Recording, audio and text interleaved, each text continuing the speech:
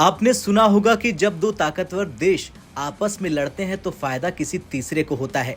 अब यही कहावत ग्लोबल लेवल पर सच होती दिख रही है। अमेरिका और चीन के बीच ट्रेड वार अपने चरम पर है और भारत के लिए ये एक सुनहरा अवसर साबित हो सकता है।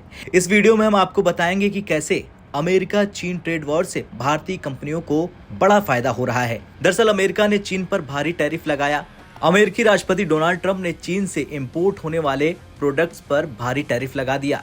इलेक्ट्रिक व्हीकल पर 110%, सोलर पैनल पर 60%, चीनी स्टील पर 35%। अब इस टैरिफ के कारण अमेरिकी मार्केट में चीनी सामान महंगा हो चुका है और उसकी डिमांड कम हो गई है। लेकिन सवाल यह है कि अमेरिका चीन ट्रेड वॉर की शुरुआत कैसे हुई। दरअसल ये ट्रेड वॉर 2017 में डोनाल्ड ट्रंप के कार्यकाल से शुरू हुआ था, जब अमेरिका ने चीन पर कई आर्थिक प्रतिबंध लगाए थे। अमेरिका का आरोप था कि चीन अनुचित व्यापार नीतियों का पालन कर रहा है और अमेरिकी कंपनियों को नुकसान पहुंचा रहा। 2023 में चीन से अमेरिका को होने वाला इलेक्ट्रॉनिक एक्सपोर्ट तेजी से गिर गया।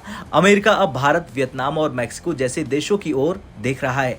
अब भारत को कैसे मिला इसका फायदा ये भी समझ लेते हैं। दरअसल अमेरिका ने भारत पर कोई टैरिफ नहीं लगाया। भारतीय प्रोडक्ट्स अब अमेरिका में सस्ते हो गए हैं, जिससे उनकी डिमांड बढ़ गई है। भारत में इलेक्ट्रॉनिक्स, टेक्सटाइल, फार्मा और ऑटोमोबाइल सेक्टर को इससे जबरदस्त फायदा हो रहा है। 2023 में भारत का इलेक्ट्रॉनिक एक्सपोर्ट 6.6 अरब डॉलर तक पहुंच गया और अब ये और बढ़ने की उम्मीद है। बड़ी बड़ी कंपनियां जो पहले चीन में निवेश कर रही थी, अब भारत की ओर रुख कर सकती हैं। 2017 के बाद एप्पल जैसी कंपनियों ने भारत में अपने प्रोडक्ट्स यूनिट सेटअप करने की शुरुआत कर दिया था।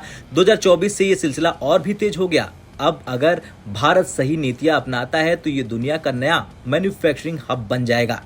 दूसरी तरफ रूस यूक्रेन युद्ध से भारत को कैसे मिला जबरदस्त फायदा, ये भी जान लेते हैं और समझ लेते हैं। दरअसल भारत ने रूस से कच्चा तेल खरीद कर अपने ईंधन की कीमतें नियंत्रित रखी।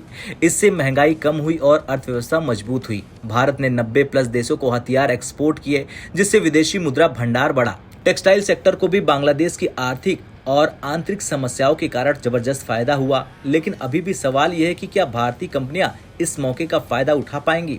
देखिए, भारत के पास ये गोल्डन चांस है, लेकिन इसके लिए सही प्लानिंग की जरूरत है। सरकार की PLI स्कीम से निवेशक आकर्षित हो सकते हैं। भारत को अपनी सप्लाई चेन और इंफ्रास्ट्रक्चर को मजबूत करना होगा। अगर भारत सही कदम उठाता है तो अगले 5 सालों में ये दुनिया की टॉप 3 इकोनॉमी में शामिल हो सकता है। खैर, चीन और अमेरिका की लड़ाई से भारत को फायदा तो मिल रहा है, लेकिन ये भारत की रणनीति पर निर्भर कैसे करेगा ये तो वक्त ही बताएगा। अब आपका क्या कुछ कहना है जिस तरह से इस ट्रेड वॉर में भारत को फायदा हो रहा या फिर नुकसान? कमेंट कर जरूर बताएं।